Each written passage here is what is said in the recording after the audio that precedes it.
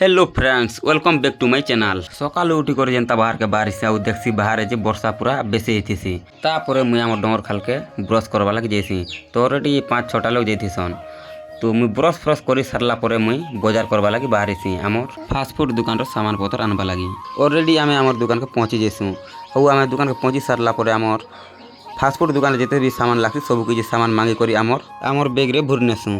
तापर बाहरी जैसु आमर 150 स्पीड ने आमे आमर पतरकोबी आनवा लगी। आमे पहुँची गलु आमर पतरकोबी दुकान के आउ आमर पतरकोबी दुकान के पहुँची सारा पर आमके से दुकान वाला बैग रे भूरी भूरा कर आमके दी देसी। तारपरे आमे बाहरी जैसु घर आड़े आमर 150 स्पीड रे आमे आसुसु 150 स्पीड ने घर के तापर आमके पड़ी जैसी बाटे गोटे काम तापर आमे पशि जैसु आमर ऑनलाइन दुकान के।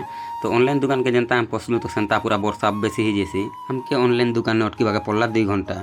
ऑनलाइन दुकान रो जनता बाहर के बारिश आउ आमर दुकान आड़े जैसु तो देखसु जे पूरा आगड़े बेसी केचड़ा अच्छे। तो तापर आमर दुकान के आम सफा सुतरा टिक करिकिना तापर आम जैसु आम घर के।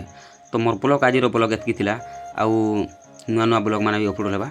तो वीडियो के लाइक शेयर कमेंट सब किछि करो।